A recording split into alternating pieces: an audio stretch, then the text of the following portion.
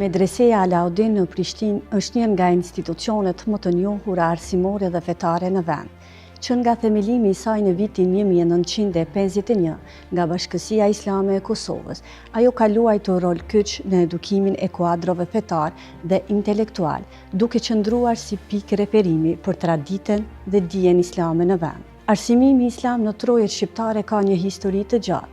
A i filloj me ndërtimin e xhamive e më pas me hapjen e mejtepeve e medreseve. Medreseja më e vjetër është ajo i Sabeut në Shkup, para vitit 1411, ndërsa në Kosovë më e hershmja është themeluar në Vushtre gjatë viteve 1444-1445. Më vonë, sidomos gjatë shekullit 19 dhe 20, në Kosovë ushtua numri i medreseve në qytete të ndryshme, ku mësonin një numër i madh i nxënësve. Pas luftës së dytë botërore, ato u mbyllën për shkak të sistemit politik, por fal përpjekjeve të Bashkësisë Islame të Kosovës dhe udhëheqësve të saj. Në vitin 1951 u rihap medreseja e ulët shqiptare e quajtur në atë kohë, e cila vazhdon punën edhe sot, si medreseja mesme Alaudin, me paralelet e saja në Prizren dhe Gjilan. Gjatë dekadave të para, medreseja u përball me sfida të mëdha, përfshirë presionin e regjimit komunist, i cili shpesh kufizonte veprimtarinë fetare, por ajo asnjëherë nuk u shkëput nga zhvillimet shoqërore e politike, përkundrazi qëndroi pjesë e pandashme e fatit të popullit.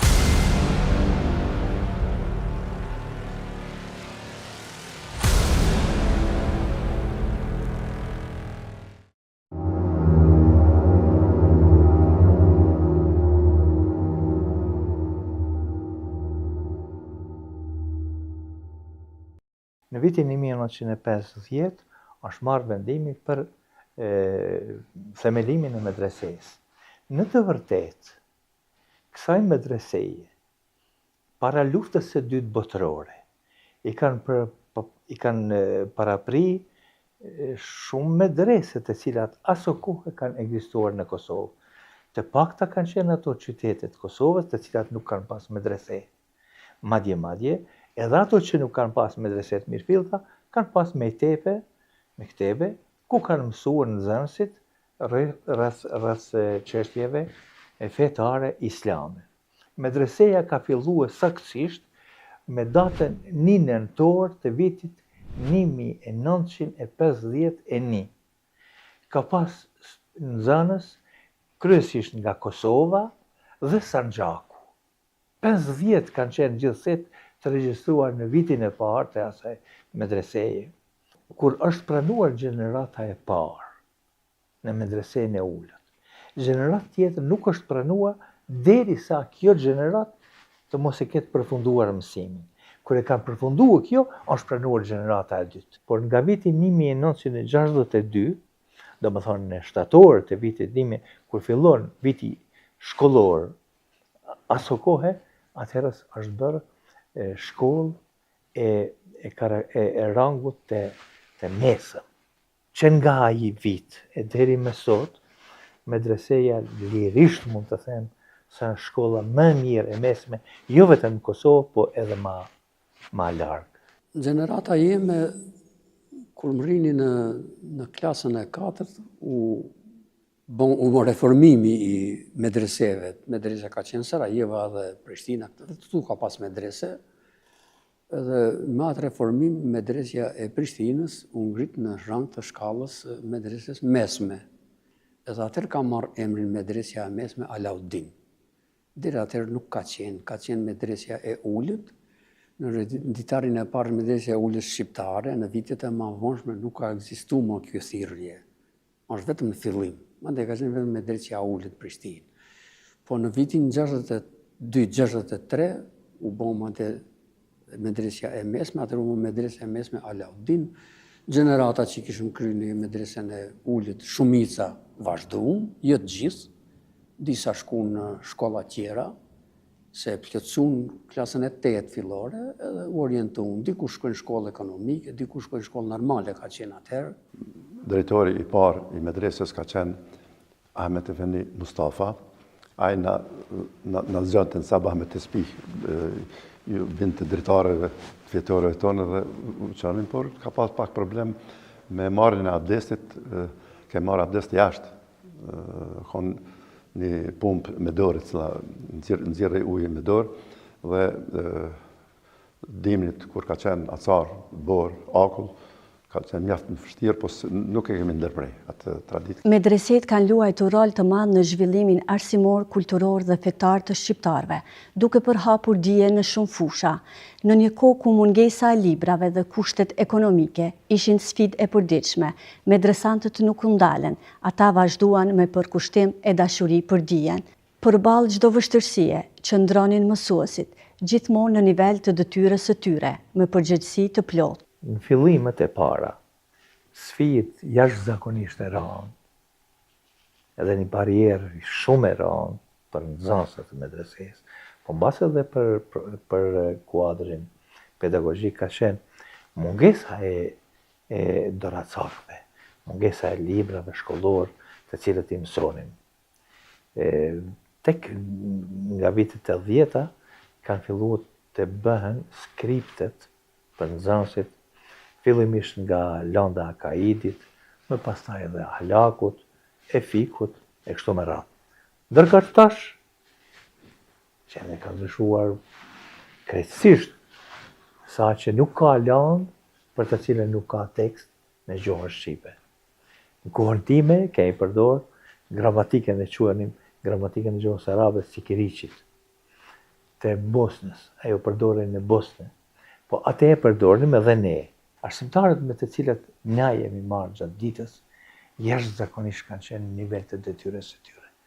Po e përmendi në fillim Bajram Efendi Aganin, i cili aso kohë ka qenë kryetari i kryesisë së Bashkisë Islame, ka qenë drejtori i medresesë, ka qenë Ahmed Mustafa i Mitrovicës, gjithashtu drejtori i medresesë, kanë dhënë lëndët kryesore fetare, kanë dhënë këta, ka qenë më pas Hasan Efendi Nahi, Sherif Efendi Ahmeti, Rashid Efendi Osmani, Sadri Efendi Presreshi, Muharrem Efendi Adili, e shumë të tjerë, derisa kanë filluar nga viti 1972 e tutje të fillojnë të vinë në medrese nxënësit e vetë medresesë.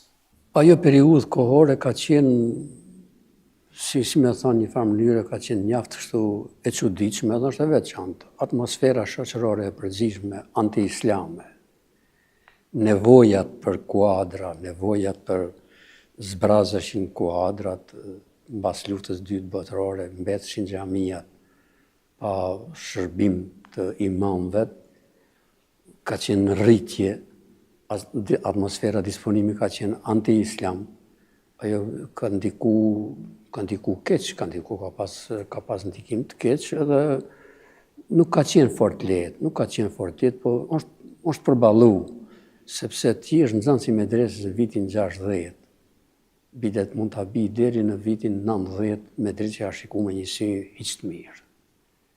Sidomos në atë fillimat, që tash ne që kemi qenë gjeneratët e vitit 60 dhe 70 këndej, janë dallu edhe i kanë shikuar me një sy, si me thonë, antipatik medresës, që ka lyp medrese ky, i ka kalu koha medresës.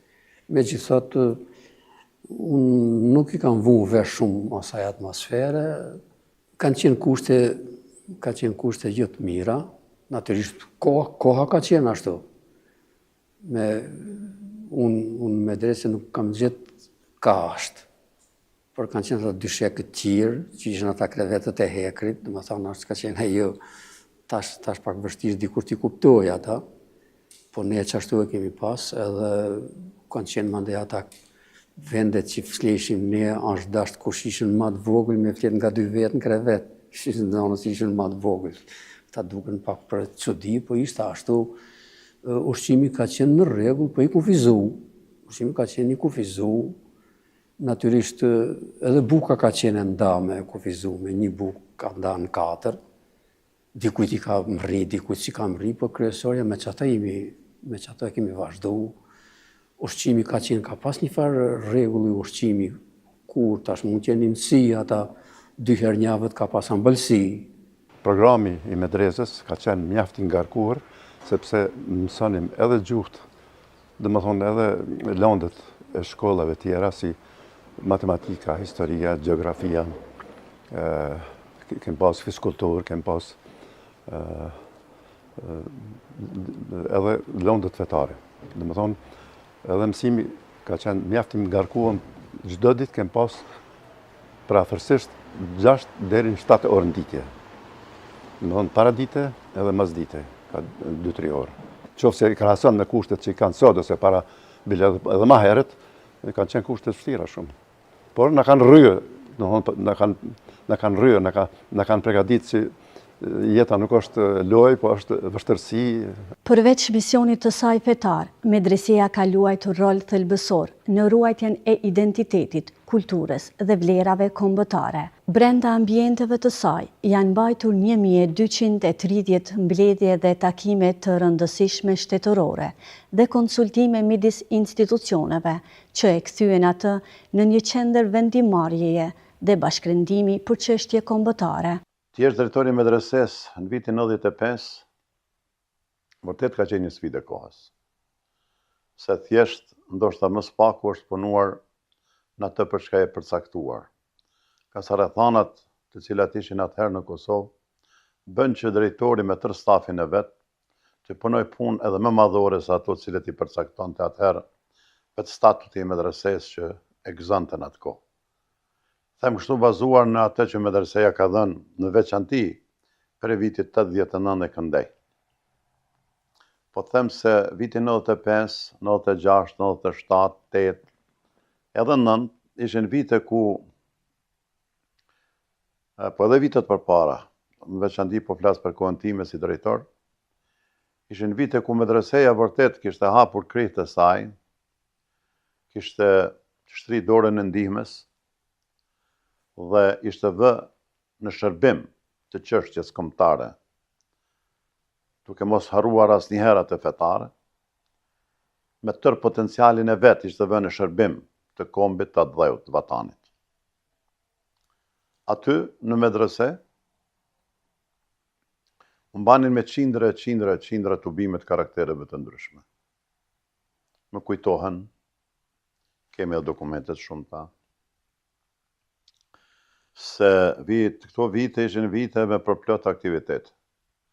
Aty mbashin aktivitetet e spektrit politik, aktivitete në fushën e arsimit, aty defilonin pothuajse gjitha institucionet atëherë të Kosovës, duke filluar nga Akademia e Shkencave dhe Arteve, Instituti Albanologjik, Instituti Historisë, Ministria e Arsimit, pra cila ishte në Gjelmir, po funksionante edhe këtu tek ne në Kosovë. Pra, medreseja ishte në shërbim të përditshëm dhe në punës të saj ishte në shërbim të përditshëm të çështjes. Aty në mbajt kongreset shumëta, seminaret shumëta, sesione shkencore të shumëta, kongreset shumëta si të aspektin shkencor, historik, politik. Aty kanë defiluar kokat më të ngritura ditura të kombit shqiptar, ku është biseduar për ardhmërinë e vendit, për shtirimin e vendit. Në krye të Bashkisë Islame në atë kohë ishte Recep Boja, i cili kuptohet që me një mençuri jashtëzakonisht të madhe ka udhëhequr Bashkinë Islame. Isha edhe unë në medrese dhe bashkarisht kemi punuar për shtirimin e vendit. Mu më kujtohet se neve ishim mrena dhe për rreth medreses do autoblinda të cilëve ju shkruan të i kam parë vetë me sytë e mi banda 1, banda 2. Mërë me mend, shkruhet banda 1, banda 2, banda 3. Kështu ishin dhe vishin disa herë në ditë silleshin për rreth medreses. Për të fut frikë tek ne, të unë si drejtor dhe të gjithë profesorët, personelit, mirë po dhe të nxënësit. Neve kishim një frikë shumë të madhe për nxënësit nga se ishin në konvikt. Dhe unë frikohesha se do të hynë natën dhe Zoti na ruaj me masakrojnë nxënësit. Ishte një ndjenjë me të vërtet shqetësuese dhe ishte shumë reale dhe ishte me vend, mirë po një gjë duhet ditur se po të kishin të hynë medrese ashtu, sigurisht që nuk do të dilnin shumë lehtë. Ata do të na mundnin, mirë po jo bash lehtë. Sepse medresja ka qenë e përgatitur edhe qëndroj. Pra është fjala personeli. ka qenë edhe i pajisur me disa armë të lehta, që në rast nevoja të shkrepin se nuk do të ka mundësi që të hyjet ashtu gjita në altë në konvikt, Zoti na ruaj për të masakruar nxënësit që fëmijët që familjet tona na ishin lënë emanet neve. Na jemi përgatitur edhe atëherë që në rast nevoje të qëndrojmë atë, të bim dëshmor, shahid nëse ly vend ama nxënësit nuk gëzojnë të preken. Medreseja ka kontribue në aspektin kombëtar ma shumë se çdo shkollë tjetër e mesme në Kosovë. Dhe këtë e thomë me gojën plot, me mburje, me krenari, sepse janë faktet të cilat një gjati e dëshmojnë. Nuk u puna vetëm me mbajtjes e mbledhjeve. Në medrese ka qenë parapame të mbahet mbledhja e parë e Kuvendit të Republikës së Kosovës. Një ditë para se të mbahet mbledhja e Kuvendit, vjen një grup i madh i policëve, milicisë atëhershme të Serbisë, e rrethojnë medresen në mënyrë të hekur. Frike jone ka qenë se ka i pas mrenda një 2-3 punëtorë. E frigoheshim mos po i vrasin, mos po i... Në vitet 1980-90, vitet të vështira për vendin, Bashkësia Islame e Kosovës e në kuadër të saj edhe Medreseja Alaudin nuk qëndruan indiferente ndaj sfidave që po kalonte populli. Si një institucion kyç i shoqërisë kosovare, Bashkësia Islame e Kosovës ofroi mbështetje të pakursyer për ushtrinë çlirimtare të Kosovës dhe për zonat e luftës, duke siguruar ndihma humanitare, mjete mjekësore dhe materiale të tjera të nevojshme. Medreseja ishte një hambar, ishte një vend prej ku furnizohej uçkëja në ushqim dhe nevoja të tjera. Njëherë po e përmend një rast kur në Prishtinë kishin ardhur një 5-6 ushtar të plagos rënd. Kujtohet kjo ditë.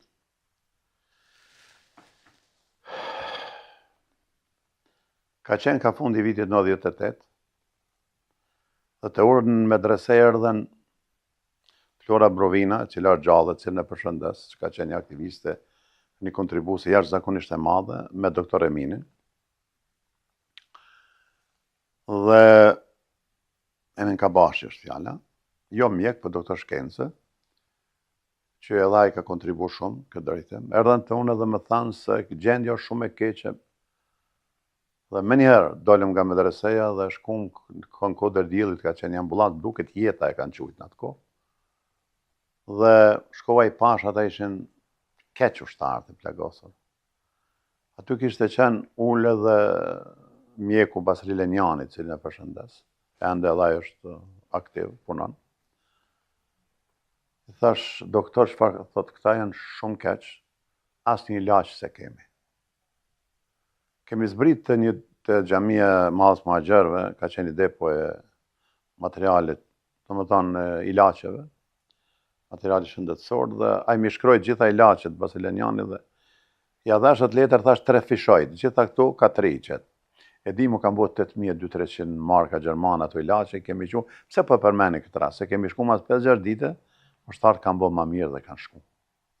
Ishte një gëzim shumë i madh, që ishim ne shkaktar në shërimin e tyre. Në anën tjetër,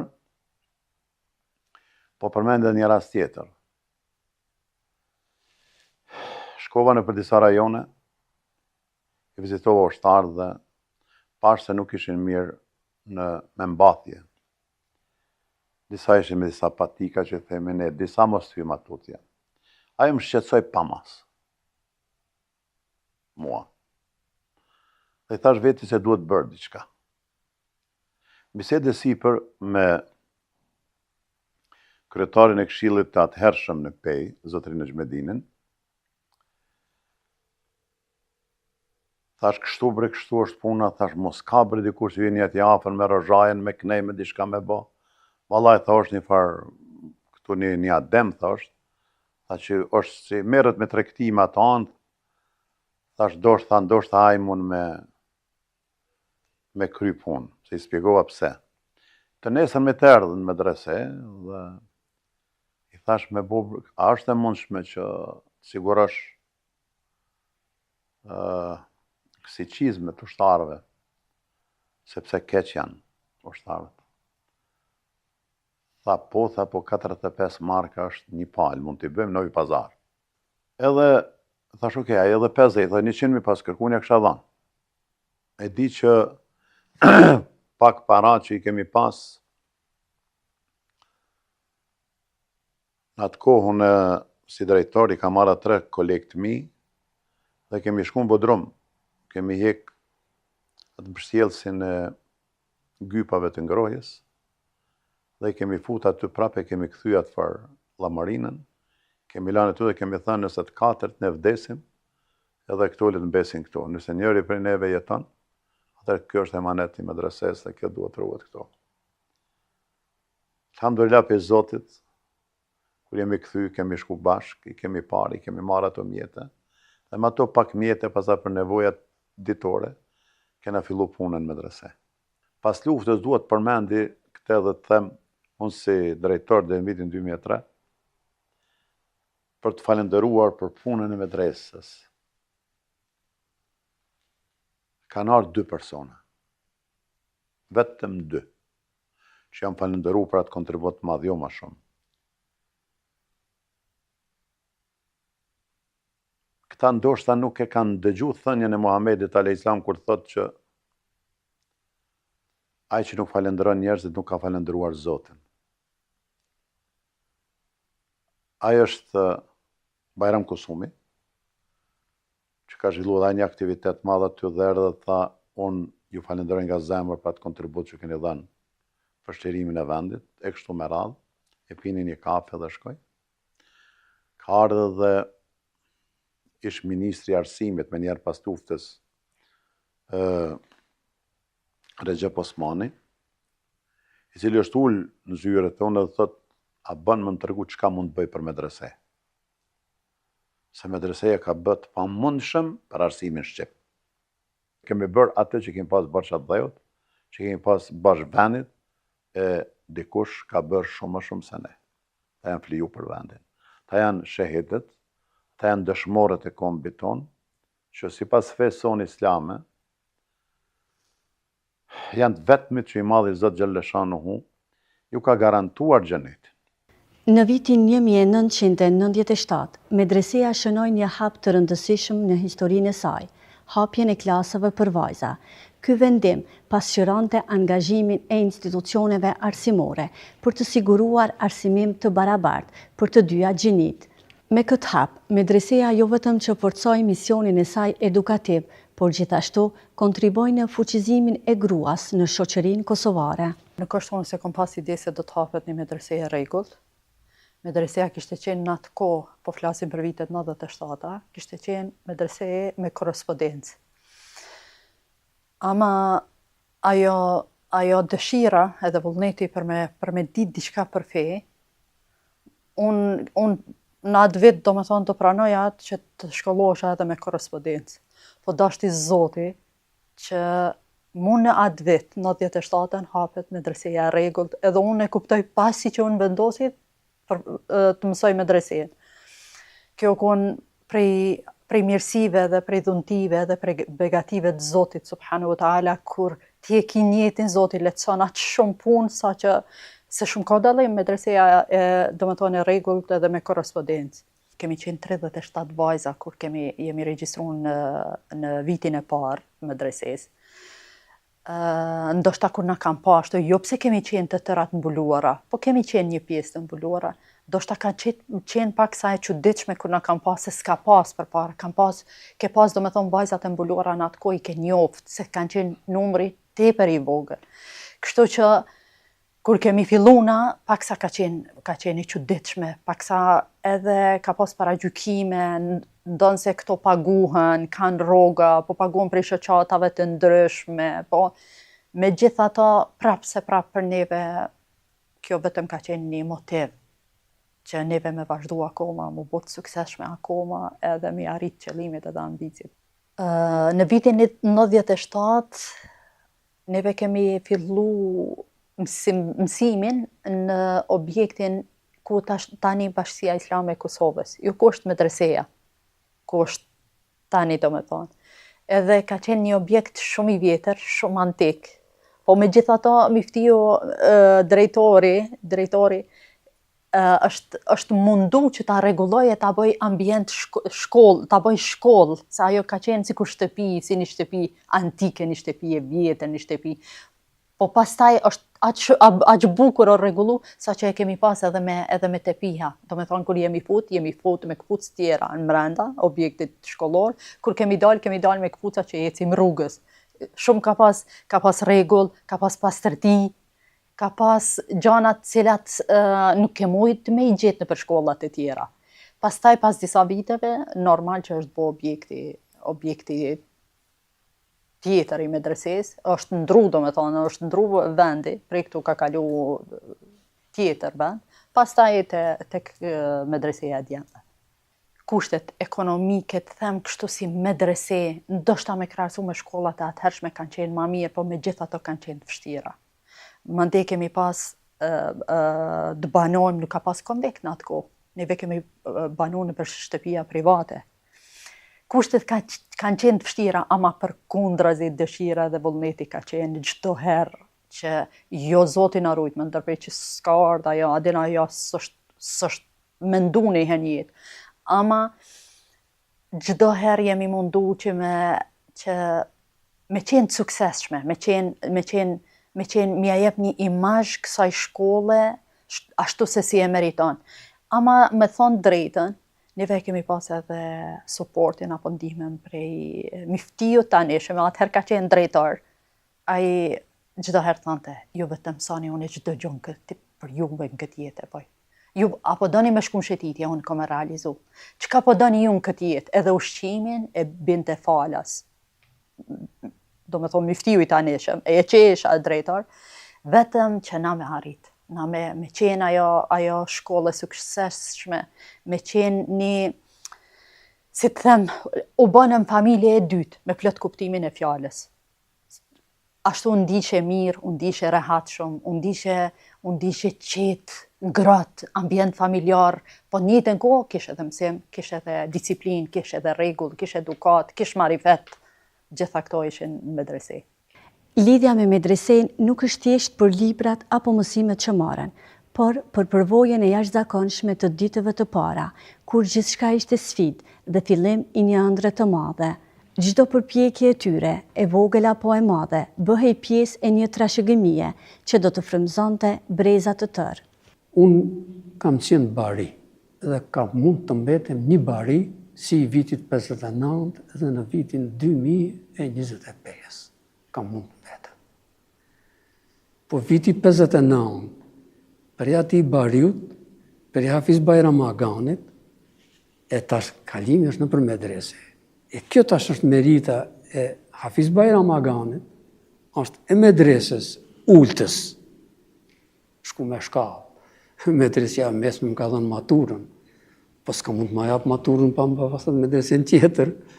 Kjo është tash merit që i përket medreses, është ai ushqimi.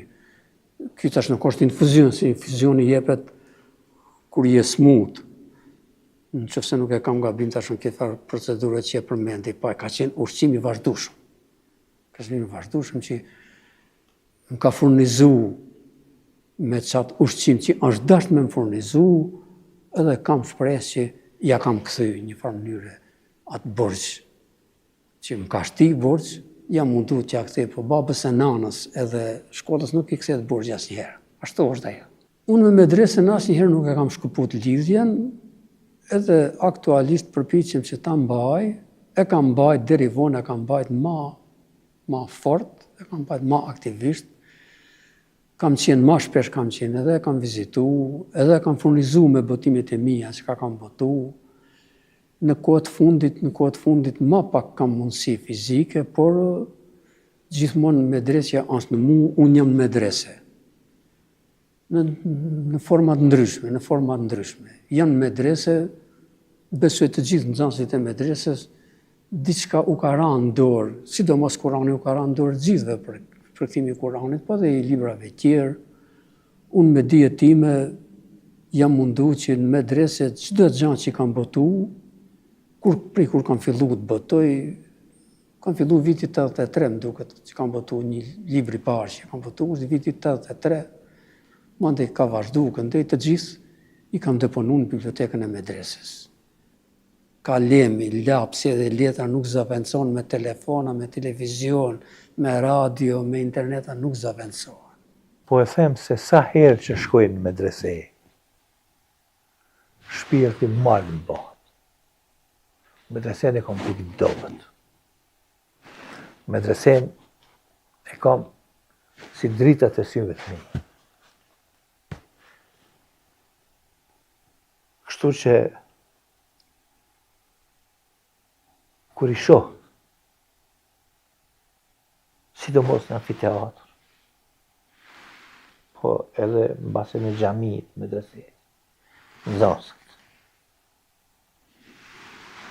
krejt të ri, po edhe arsimtarët e tyre të ri, të cilët në ndërkohë kanë qenë edhe nxënës tonë. Është ajo të gjithë, po disa për tyre, po kjo ma bon shpirtin mal. Edhe automatikisht ma kujtojnë edhe rinin time ku kam qenë nxënës, edhe përgjegjësinë time atëherë si nxënës, po edhe natyrisht i shoh edhe rrudhat e te ata i shoh rrudhat e ballit. E shoh edhe që vitet kanë ikë. Ti jesh besimtar i mirë, do të jesh edhe adhëtar i mirë. Një besimtar i mirë nuk mund mos me qenë adhëtar i mirë. Në vitin 98, kujtohet, është edhe e botun edhe në gazetën Bujku atëherë.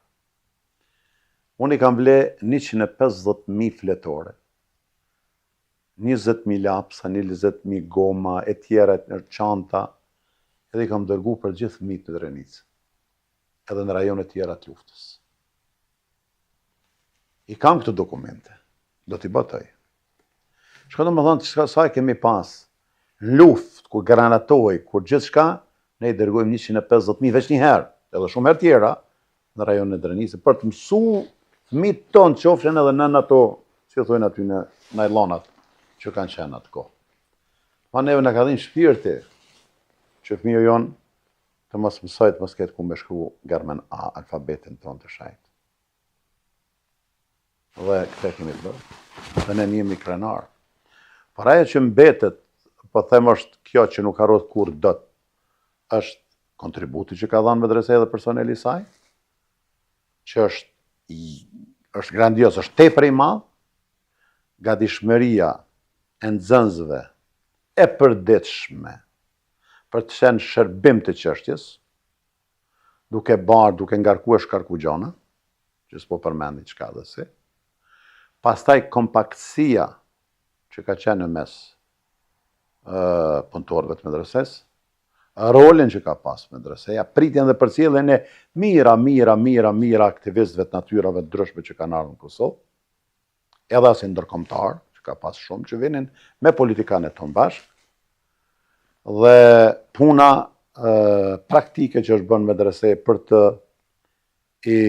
siguruar nxënësve dhe kushte edhe më të mira për mësim edhe në ato kushte të luftës.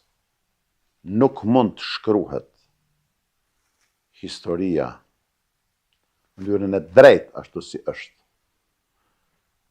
pa u shkruar edhe roli, kontributi që ka dhënë, po them për Prishtinën dhe për kombin medreseja. Por nuk mund të shkruhet as historia e pas luftës, në mënyrën e drejtë, pa shkruar për kontributin që ka dhënë Bashkia Islame e Kosovës për shlirimin e vendit. Unë e shoh medresen si vendi ku e ruan shoqërinë, ku i ruan djemtë dhe vajzat tona prej shumë dukurive negative, të cilat me çdo mënyrë po mundohen që të futen në shoqërinë tonë. Unë e shoh se ai vend dhe ajo shtëpia dhe ajo shkollë, thënë më mirë, është ajo ku mundohet t'i ndaloj këto dukuri të cilat po e shkatrojnë shoqërinë tonë.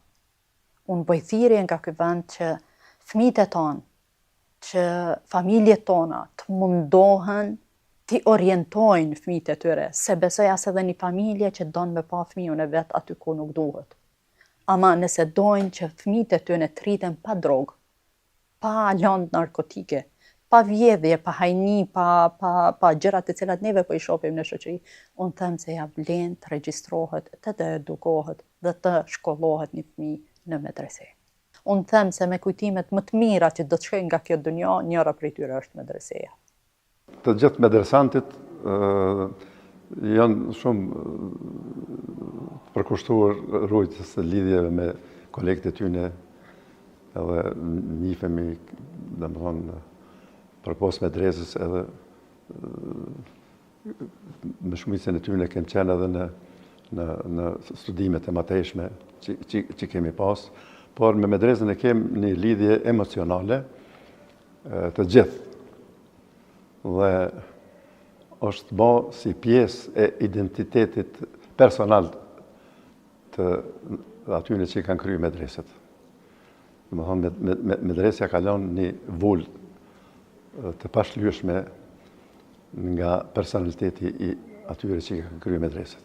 Medreseja Alaudin ka ditur të ecë përpara edhe në kohët më të vështira, duke mos e humbur kur misionin e saj. Nga drejtuesit që bartën barën e përgjegjësisë e deri tek ata që ruajnë kujtime të largëta. Të gjithë na treguan se medreseja nuk është vetëm një hapësirë mësimi, por një vend i dijes dhe vlerave.